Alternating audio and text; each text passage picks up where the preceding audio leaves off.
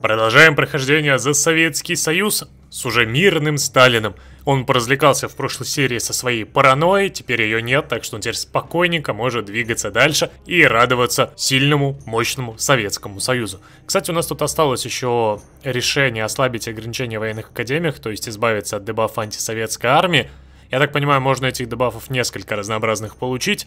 Но нам повезло, у нас только один, и мы со временем, надеюсь, от него избавимся. Хотя он и не такой грозный, это всего-навсего дебафы на авиацию. Ну а так, на дворе у нас уже май 1938 года, сильное политбюро, еще военные советники из Испании действуют, и мы с вами можем наконец-таки двинуть, обезопасить Прибалтику и даже претензии выдвинуть. Но так как у прибалтов теперь свое древо фокусов, я хочу немного подождать, чтобы они по нему раскачали себе промку. А мы же с вами сейчас возьмем расширить агитпроп, так как он нам в будущем пригодится, чтобы Сталина прокачивать и делать более сильным таким правителем, получая все больше и больше модификаторов. Поэтому давайте, агитпроп, будем агитировать свой народ к работе, к труду и к светлому будущему. Для многих Ойка стала первой любимой игрой. Но вы бы хотели познакомиться с классикой игровой индустрии? Думаю, что да. Поэтому знакомьтесь с одним из лучших серверов WoW Sirus. На нем вы можете играть абсолютно бесплатно. Сам сервер работает на базе дополнения Гнев Короля Лича, с добавленными рейдами и подземельями из дополнения Burning Crusade. Вас ждут два игровых мира. Первый – Алгалон. Это новый мир, открывшийся в этом году. Здесь любому новичку будет легко догнать бывалых игроков, да и быстрая прокачка позволит раньше заценить весь интересный контент. Второй мир – Скорж. Это игровой мир с историей в почти 10 лет. Здесь очень много разнообразного контента, которого не было в официальной версии Blizzard. Команда разработчиков неустанно работает над добавлением нового контента. Новые арены, поля боя и целые локации со своими уникальными и захватывающими активностями. Помимо Орды Альянса была добавлена третья PvP-фракция – Ренегаты. Выбрав эту фракцию, ты становишься одиночкой и врагом для всех. Более 10 лет стабильной работы проекта. Частые турниры с большими призовыми фондами до 2 миллионов рублей. И при этом проект позаботится, чтобы новичкам было комфортно играть. Поэтому при переходе по моим ссылкам и регистрации вам дают приятные бонусы, вроде игрового маунта и кучи зелий. Так что переходите по ссылкам в описании, регистрируйтесь и врывайтесь в игровую классику с WoW Sirus. И, кстати, немного уточнений по поводу снабжения. Смотрите, вот вы думаете, почему здесь красные узлы, ведь здесь вроде бы есть железная дорога. Но здесь влияет погода, во-первых, у нас здесь идет шторм. Здесь у нас вообще грязь, ну, слякоть. Это все как раз делает дебафы на эффективность снабжения. Кроме того, износ машин снабжения в будущем будет тоже большой. Но вдобавок ко всему этому, смотрите, зажимаете Shift и наводите на центр снабжения. И вы видите то, что он действует вот по этой красной оболочке. Ну, то есть по красной зоне. Дальше он не действует. Тем самым мы из Москвы тоже смотрим, и мы видим, что вот эти вот как раз провинции на окраине находятся и плохо снабжаются, что там, что там. Собственно говоря, и тут вот с этими красными провинциями примерно такая же история. Они на окраине находятся, ЖДшек здесь нет, кроме того, сами центры не достают, поэтому эти земли красные. Так что центры снабжения также необходимо строить, располагать их так, чтобы они были рядышком, более-менее слегка перекрывали друг друга, и не было вот таких вот красных зон. Ну а на старте у нас, да, не везде все идеально, и придется в скором времени достраивать. Но благо у нас будет после расширить агитпропа хороший достаточно фокус, модернизировать железнодорожную сеть, и нам тут дадут советника, который будет у нас поезда дешевле делать, надежность их увеличивать, ну и узлы снабжения, как видишь, на 15% быстрее строятся. Так что мы его обязательно в скором времени возьмем. А вот теперь у нас и готов агитпроп. Видите, у нас пока только одна ячейка есть, в будущем их станет 3. И мы здесь на данный момент можем обеспечить высокий урожай, у нас больше свободных фабрик, больше металла, больше оружия, получим немножко ресурсов по единичке всего-навсего в Москве. Больше нефти Родины, у нас будет лучше запаса нефти заполняться. И транспорт — это родной брат Красной Армии. Опять же, бонусы, смотри, на застройку железными дорогами и узлами снабжения. То есть с тем же самым фокусом, который я только что показывал, соедините, и вообще будет моментально и быстро строиться. Дальше у нас бонусы на производство, бонусы на организацию, и лучше мы в окружениях себя будем чувствовать. Отстоим Москву даже, посмотрите-ка, если уже враг дошел до Москвы, то мы получаем очень хорошие бонусы. Победа не за горами. Когда у нас маленький процент капитуляции, и мы уже прям до врага дошли, скорость дивизии поднимем, атаку. Ну и Родина-мать зовет, больше людей, время подготовки быстрее, минимальный уровень обучения ниже. На данный момент, я думаю, нам всех больше зайдет, как раз обеспечим высокий урожай, чтобы у нас побольше было свободных фабрик на застройку. Притом мы можем с вами еще больше открыть разнообразных решений. Смотри, молодые строители коммунизма, знание разорет цепи рабства, Красная армия и метла нечисть выметят дотла. Ну и доп. И чек, кстати, две пропаганды одновременно. Но я не об этом, посмотрите вот сюда вот, положительный героизм и пропаганда коллективизма. Теперь это также две взаимоисключающие ветки, здесь мы будем получать Рокоссовского и Жукова, а также кампанию «Вперед, богатыри!». А здесь у нас будет «За Родину, мать!». На самом деле название компании мне здесь нравится больше. И бонусы здесь на самом деле неплохие, мы получим еще больше людей, стабильность и скорость слияния дивизии. Но здесь хорошие советники. Кроме того, дальше мы получаем объем заводского производства. Да, под конец так вообще организацию дивизии и командиров у нас дешевле повышать. Ну и Жуков, Рокоссовский и Конев станут фельдмаршалами. Здесь же у нас, ну, неплохие бонусы на фабрике. Бонусы на рост эффективности производства и темпа следования. И в пропаганде коллективизма, как я уже говорил, народ. Поэтому героизм мне тут как-то смотрится поближе. Так что мы его сами в скором времени возьмем. А сейчас давайте все-таки национальные специалисты. Усилим как раз разнообразные институты, чтобы нам было их попроще потом подобрать, когда они уже будут готовы. В итоге посмотрите, как у нас неплохо усилился Сталинградский тракторный завод. Темп исследований в промке плюс 20% тебе вешают, так еще меньше фабрик. Ленинградский тоже дают плюс 20 в электронике, и расход припасов еще уменьшает. Притом они стоят всего 75 по политике, а уж советские железные дороги так вообще 37 политической власти всего надо потратить, и ты получаешь неплохие бонусы, так что их даже будет несложно в будущем между собой менять. Ну и, кстати, со временем у нас и другие производства тоже улучшатся, это есть в советском древе фокусов. Вот здесь вот объединить танковые заводы и заводы мат-техобеспечения, у нас будут смежные бонусы и намного лучше. То есть советы раскрываются постепенно. Со старта они очень слабы, но постепенно раскачиваешь, и ты становишься какой-то своеобразной местной имбой. Главное, чтобы раскачаться к битве с немцами, а то как-то не хочется проигрывать. А вот и оно. Посмотрите-ка. Убийство Льва Троцкого. Задание выполнено. Все, у нас больше не будет российского заговора. Поздравьте нас с этим, сразу же стабильность получше.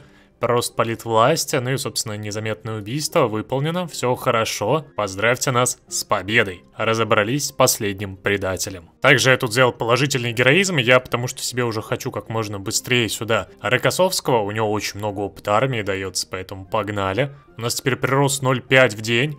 Ну и сейчас еще накопим политвласти, я возьму следующим Жукова, чтобы стоимость доктрины у нас была уменьшена на 15%, и мы могли ее достаточно дешево прокачивать. И вдобавок к этому мы открыли вторую ячеечку еще агитпропа. Нам особо-то, конечно, из-за этого ничего не нужно, но так как нам нужно количество, то давайте больше металла, больше оружия. Прожмем. Такие у нас красивые теперь плакатики, кстати, показывают, сколько осталось здесь и здесь, очень удобно. Но пока к третьему плакату мы особо стремиться не будем. Давайте надавим на прибалтов все же. Как раз где-то к началу 39-го года мы их заберем под себя. Хотя, честно говоря, не знаю, по промке 3-2. А, не, посмотри, у Латвии очень хорошо. У Эстонии. Почему тогда у Литвы всего 3-2? То есть, смотри, эти две страны, ну реально, хорошим подспорьем станут нам, потому что у них фабрик 20 у каждой. Даже чуть больше. А здесь всего 5, хотя вроде бы Литва должна быть достаточно сильной страной. Ну, не знаю. Как-то, видимо, Литва в промку не упирала. Либо же у нее, может, фокусы на промку намного слабее. Но вот Прибалтов мы сейчас неплохой блок промки получим, так что надо уже на нее выходить. И тут мы, кстати, можем два варианта взять. Уважать балтийское самоопределение и получить возможность надавить. Но для того, чтобы надавить, нам надо очень хорошую пропаганду развить и много коммунизма там добиться. Это будет сложно с учетом того, что у них свое древо, и они как бы в коммунизм не пошли. Поэтому по стариночке претензия на Прибалтику, отправим ультиматумы, немного будем агрессивными. Хотя все равно мы мирно предложим им вступить в наш состав, так что мирный Сталин никуда не делся, не переживайте. Получаем претензию на Прибалтику, и это просто ультиматумы за 75 политки. Достаточно дорого, конечно, я хотел накопить политику, но ничего не поделаешь, давай начинаем с Эстонии.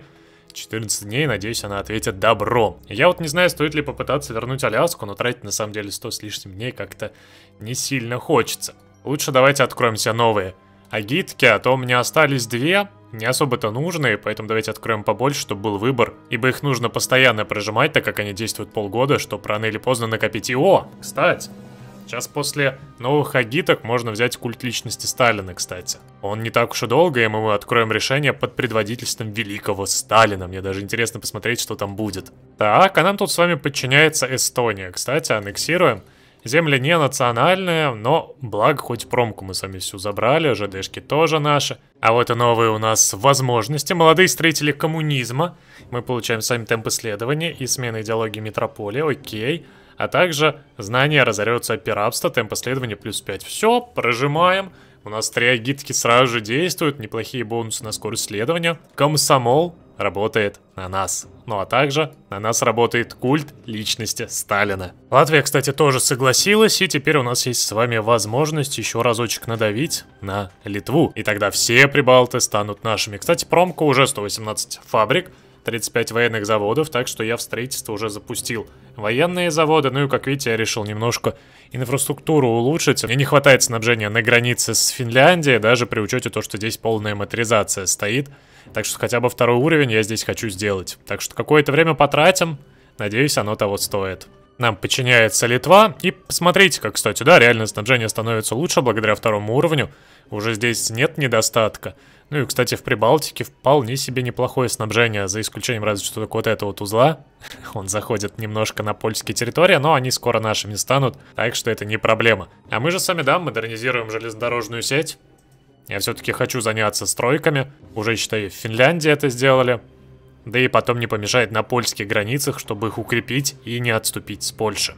Да, у меня такой странный своеобразный план. Ну и по поводу снабжения, ну да, оно не сильно, кстати, стало лучше. Притом здесь центры расположены весьма далеко, так что на границах с финнами будет очень сложное противостояние. Посмотрите сюда, интересная вещь. У меня всего 170 фабрик, но третий пятилетний план в данный момент 199. По-моему, где-то небольшая несостыковочка. Либо же, наверное, здесь учитывается контролируемые фабрики, даже те, которые не используются у меня в регионе Прибалтики, видимо. Возможно так. Если это так, то это, кстати, логично. Но мы с вами давайте, наверное, пошли уже на Ленинград. Войска я более-менее подготовил, танковый прорыв здесь тоже будет, так что все должно быть хорошо. Ну и следом у нас, кстати, пакт Молотова-Риббентропа. Заключаем пакт. На время действия пакта торговая политика замкнутой экономики недоступна. И не страшно, собственно, давайте. Все, претензия на Польшу пропущен. Мы даже немножко с вами с этим делом все хорошо. И даже, смотри, мы могли бы успеть так-то предложить Польше защиту и выступить сейчас против немцев. Но не, подождите, мы к этому немного не готовы. Мы лучше пока с Ленинградом разберемся. Готово. 23 августа 1939 года захватить Ленинград. Польша отвергает ультиматум. Ну и сейчас, собственно, логично, что и финны, скорее всего, тоже отвергнут. А мы двигаемся дальше, претензии на Бессарабию. Пока там немец буйствует, можем тоже понадавливать, поотбирать земли, попытаться здесь расшириться. Ну и, кстати, быстро ли падет Польша? Начинается, в принципе, хорошо. Данциг уже, кстати, смотри, под немцами. Они очень быстро здесь перекрыли, соединились. Серьезно, финны приняли наши... Ладно. Я так-то хотел повоевать и набрать, между прочим, опыт армии, если что. Но в итоге финны согласились зачем-то... Ладно, это их выбор. Хорошо, хорошо. Вы сами это видели. Это весьма странно. Я надеялся еще забрать вот эти вот регионы, между прочим, под свой контроль. Я вообще хотел финнов марионетками сделать. И по поводу под предводительством великого Сталина, я вам это не показал, но смотрите, прирост политики плюс 10, поддержка войны в неделю плюс 1, прирост командного ресурса и поддержка коммунизма. Ну, собственно, да, под знаменем Ленина, под водительством Сталина. Вперед к новым победам. Звучит на самом деле вполне себе неплохо. Ну, а мы давайте больше металла, больше оружия, продолжаем вновь. Прожимаем. Даже события. Финны принимают требования советов. Вот так вот на историческом фокусе еще и принимают требования. Почему тогда другие регионы нам не передали, а? Вот только Карелию. Только ее. Почти месяц прошел, немцы уже у Варшавы. Притом неплохо так, на самом деле, продвинулись на восток. Но поляки, видимо, прям под Варшавой стоят до конца, пытаются держаться. Немцы уже на Бенилюкс давят. Все, Варшава пала. Польша капитулировала 22 сентября 1939 года. Ау. Японская провокация. Эх, ладно, я об этом, кстати, подзабыл. Надо будет сейчас туда свести войска. Хотя, даже если мои танки не успеют, то...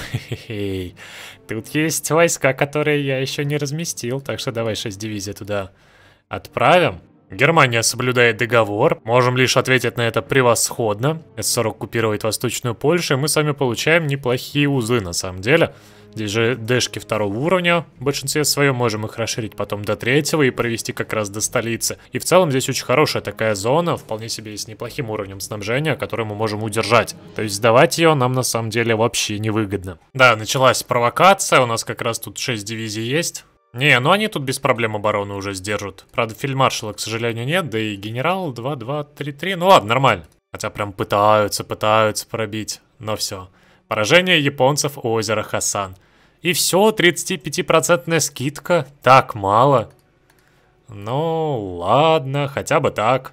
Берем следующий уровень, открываем доступ к тактике Блицкриг. Ну и мы можем закончить конфликт, собственно... мы не можем? Он сам выполнится, все нормально. Японцы вряд ли теперь на нас пойдут. Ну и раз у нас уже 1 ноября 1939 года, то я думаю, самое время упереть вот в эту вот веточку. В машины, в машиностроение, в превосходные военные машины, открыть шасси улучшенного среднего танка Т-34, а дальше Су-85, Су-122 и прочее. Нам это как раз сейчас не повредит, да и получить бонус. На самом деле в оборонной промке тоже не помешает. Так что давайте основание НКОП. Правда, у нас рост эффективности производства, подрез жильца и сохранение эффективности. Но ладно, максимальная эффективность производства хоть повыше, и на том спасибо. А также мы должны были Румынии сейчас отправить ультиматум, если я не ошибаюсь. Да, события. Советский Союз требует Бессарабию. Надеюсь, они все же уступят. Да? Прекрасно. И мы еще и тут с вами границы отодвинули. Тоже несколько узлов, кстати, получили, которые сейчас будут здесь приносить ресурсы. Ну, по промке, конечно, здесь все весьма бедно, но ладно.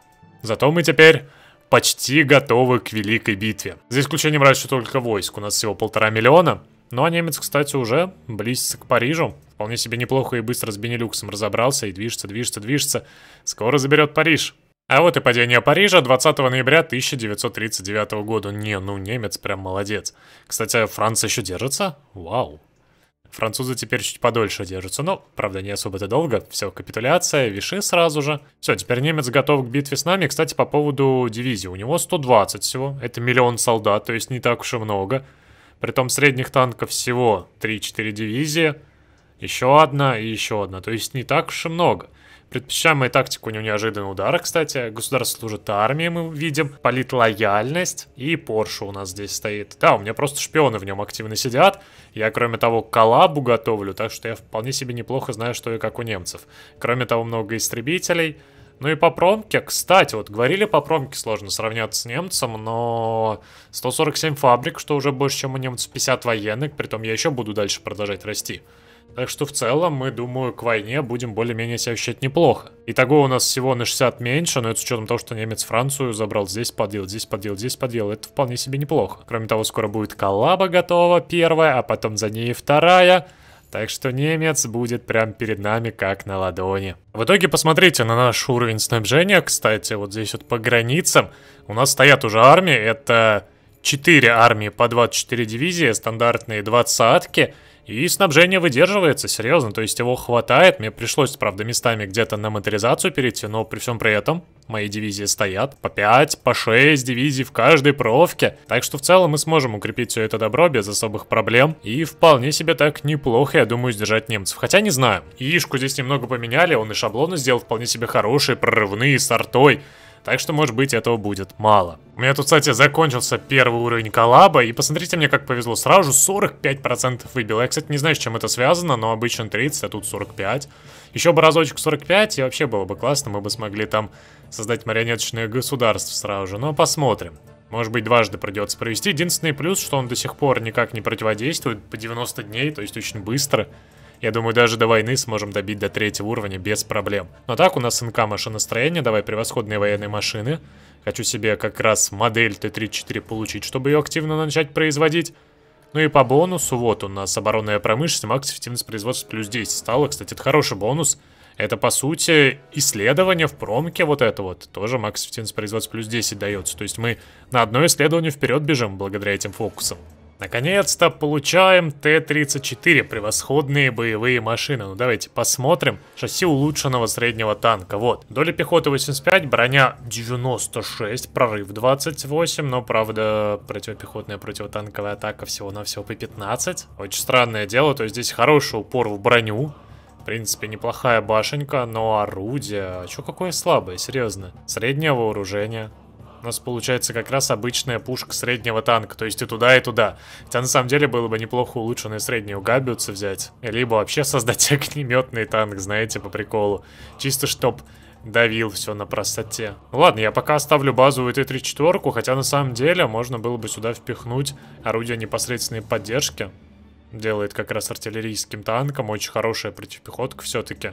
Либо вообще улучшенное автоматическое просто оружие, оно даже поинтереснее. Бронебойность станет повыше, считай. Еще и противопехотная атака, 20-ка, явно поприятнее. Ну, не знаю, шаблончик явно этот надо улучшать. То, что броня прекрасная, но все остальное даже сам себя не пробивает. Немножко грустно, знаете ли, звучит. Ибо, знаете, вот возьми ЛТшку, у нее брони, конечно, такой нет, но зато показатели все те же самые в атаке. То есть разница в 2 раза, но при этом тут только в броне и все. Ну а пока делал такое, что я заметил, что у нас вот эти вот пятилетние планы, реорганизация тяжелой промышленности, все это будет недоступно после войны. И даже если мы ее победим, оно будет вообще навсегда недоступно. Поэтому, как я понимаю, нам надо все-таки пройтись по ним. То есть взять третий пятилетний план, взять, например, вот этот фокус. Или же мы можем их не брать? Вот у меня, конечно, хороший вопрос. Просто здесь бонусы не такие уж, чтоб я прям их хотел брать. Скидка на 3% фабрики, да, неплоха. И 2 на промышленность. Все, но 70 дней на это тратить. Вот здесь хорошие бонусы, согласен, в последних этих. Но опять же, не знаю, как-то по мне это очень странно, 70 дней тратить на такое. В то время как здесь можно усилить армию, получить контроль над новыми странами. Ну, это явно намного интереснее. Так что я, пожалуй, уйду в усиление плана мобилизации сейчас. И линию Молотова. Все-таки нам оборона нужна. Да и следом еще неприступные укрепления взять было бы неплохо. Хотя я сомневаюсь, что до Ленинграда дойдут, но всякое возможно. Поэтому давайте усилить план мобилизации. Болгария вступает в войс. У нас тут такой сильный блок формируется. Я, кстати, знаю, что можно сейчас забить на эти фокусы и уйти вот сюда вот, например, на Балканы надавить. Контролировать Скандинавию. Но мы все-таки более-менее исторически стараемся идти. Так что именно такие фокусы я стараюсь выбирать. А по поводу немцев, армию они наращивают. Ну что ж, на дворе у нас 4 июля 1940 года, армию я наращиваю, уже 2 миллиона солдат. Единственное, я не знаю, стоит ли оставлять такие шаблоны. Ну, я, кстати, к ним тут просто добавил еще ПВОшку. Или же как-то модернизировать. Просто нам при таких шаблонах, между прочим, ну, когда ПВОшка все заполнится, обещают бронебойность в 30, и с учетом того, что сейчас она не просто, если ниже, то напополам, а все равно влияет. И даже если у танка будет 60 брони, все равно они будут урон наносить. Хоть и пониженный, но хороший. Так что, может быть, и стоит оставить. Броня хорошая, притом будет на нацпровках еще выше. Но мы, правда, не на нацпровках. Ну ладно. Просто в обороне они должны неплохо, в принципе, выстоять, притом большое количество дивизий. Также здесь 2-й уровень укрепления. Я думаю, хотя бы до 3-го, 4-го довести можно. Может быть, даже до 5-го, посмотреть, как немцы будут с таким-то бодаться. Ну а так, мы получили бонус как раз на застройку, на максимальную укрепленность. То есть это как бы подразумевает то, что нам этим и надо заниматься. Но по ветке фокусов я, честно, в раздумьях, куда идти. Может быть, у вас есть какие-то предложения. Здесь можно пойти немного Сталина попрокачивать, но я не знаю, может быть, это лучше во время войны все-таки делать, а не сейчас. Линию Молотова я оставлю поближе к войне. Сейчас смысла от нее все равно нет, потом можно будет быстренько возвести. Я сейчас думаю взять вот эти вот фокусы до восстановления как раз военной мощи, чтобы у нас организация дивизий хорошо подросла. В принципе, это хорошее дело. Вот сюда вот я не хочу в реорганизацию армии идти, а то, знаете ли, дебафы сейчас получим перед войной. Будет очень весело. Также, наверное, можно вот сюда вот уйти в ячейку исследований, а то у нас их всего 3, маловато. Ну и, наверное, авиацию стоит прокачать. Просто в промку, я, честно говоря, не знаю. Ну, бонусы приятные, но 70 дней они не стоят. 35, да, согласен. За 70 не вижу смысла. Ну и по поводу вот этих, кстати, фокусов вопрос. Стоит ли мне давить на Балканы, пытаться их к себе привлечь, или же мы не будем этого делать? Отыграем более исторически. А по поводу политики индивидуальной безопасности с Молотовым, либо же вообще вот здесь вот Литвиновым, которого, кстати, у нас уже нет. Честно говоря, я не знаю, зачем мне сюда идти. Вот, обратиться к Германии, посмотрите. Немцы получают бонусы, какие-то варианты кораблей получают, а мы с вами вообще ничего особо не получаем. Просто торговое соглашение минус 3% фабрик, все, и то немцы получают. Скидочки какие-то мы получаем, и все. То есть я вообще в этом смысла не вижу. Притом следующий фокус нам дает опять же просто бонусы на год против демократии, и все. В то время как здесь на самом деле интересно. Во-первых, у нас решение. Во-вторых, у нас пакт о взаимопомощи. Здесь надавить на Саудовскую Аравию, а потом еще и бонусы против фашистов. Так что, как по мне, вот это вот даже поинтереснее выглядит. Пусть у нас и не будет Литвинова, но что тут, что там бонусы все равно не такие уж важные. Так что, не знаю, хочется мне все равно взять веточку Литвинова. А так, пишите, по какому из путей мне сейчас можно быстрее бы все пойти. Можно, кстати, вот здесь вот пойти через средства ведения войны и выйти быстренько в Ленинградский политехнический институт и получить ячейку исследований. А так, готово. 8 августа еще 2-й уровень коллаба, потом еще 3-й. Немец достаточно быстро потом падет. Кроме того, промка уже неплохая. 152 фабрики, 85 военных заводов. До этого, конечно, можно было большего добиться к этому моменту, но все же даже и так неплохо.